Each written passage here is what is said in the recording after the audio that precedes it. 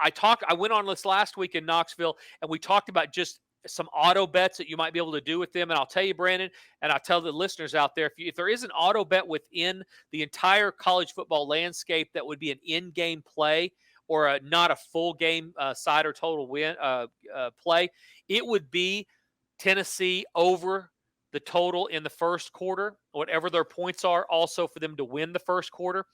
Those are two bets that have been incredibly profitable Hmm. over the last 5 to 6 years. This team leads the country in points in the first quarter, in covering in the first quarter. They're the type of team that you can definitely rely on to start early, especially when they play inferior talent. So that would be one of those bets within the game where if you're going to branch out a little bit, that might be a place to look. Interesting. I mean, you get Josh Heupel's offense, and he's obviously proven that he can fire up some teams, and he understands from his time at Oklahoma and his time at Central Florida that you get on teams early, it makes play calling in the second half a lot easier. Now, without Hendon Hooker at the helm, I don't know if that changes the dynamic at all for Tennessee, but we will see what they can put together. But I really like Josh Heupel as a play caller. I think he's definitely grown in the last decade or so. And a developer of talent, which is where I Yes. land on the Hooker situation. Hendon Hooker might be a great quarterback, might be a Mhm. great college quarterback. We may never know what he is in the NFL. But what I'm banking on is that Josh Heupel, whoever they reload with, is going to be proficient enough. And he is one of those offensive minds that has players running around wide open. And so if you're not, it's really, really hard. Similar to the option, it's really hard to simulate that in practice. And so I think they have success.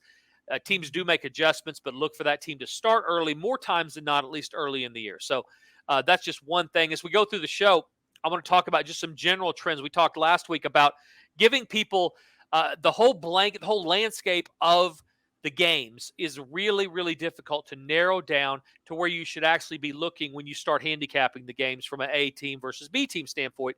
So I'm going to give some different trends that may get you at least heading in the right direction as it relates to college football. Taking advantage of things early when you don't know a lot about the different teams. All right, so Which we college don't football, because we don't get a preseason in college football. don't get a preseason. You have a huge transfer portal now. Mhm. Besides just general graduation that you've had to deal with most of your life, you now have this transfer portal that'll turn a team like TCU last year that won 2 or 3 games in 2 years ago into a team that makes the playoffs and makes the finals that following year based on who they pick up in the portal. There's not enough hours in the day for most of you to even go through and figure out who's new and who's not, more or less having been to any of the spring games or the preseason camp leading up to this week and next week. So let's just take some general information that we know over the last 10 years or so have got us into some good spots. We can't bet this every single game, but it'll narrow down that field this weekend and next weekend into getting us at least looking the right direction. Home favorites of 30 points or more in games where they're playing an FBS opponent. Those teams have covered since 2014 72% of the time. Oof.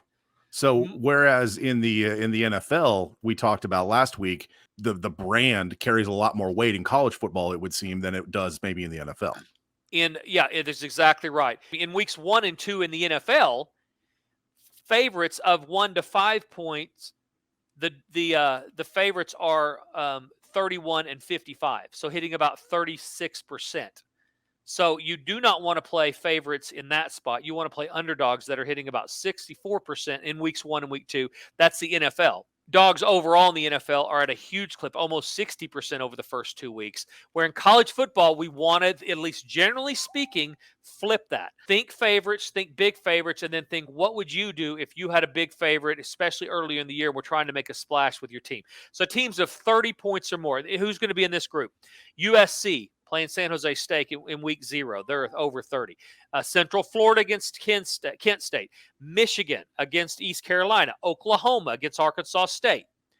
Alabama against Middle Tennessee. Auburn versus UMass. Texas A&M against New Mexico. And Texas against Rice. All of those big favorites that are over 30 points. And if you go back to 2014, every single team in that spot, about 7 out of 10 of those are not only winning, but covering the number. So be sure and think about that when you're trying to get deeper into your who you're going to release.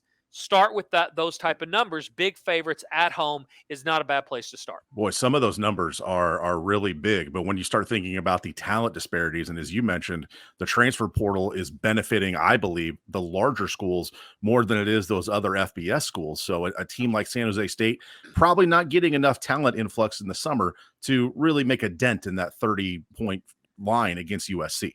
Yeah, they're getting players that went to a decent school and had no starting time at all. Right. Have no, and a dad says you need to go someplace you can play. Started What at a you're Power Five. They got, like they were just the odd man out, or they got homesick and they transferred back home.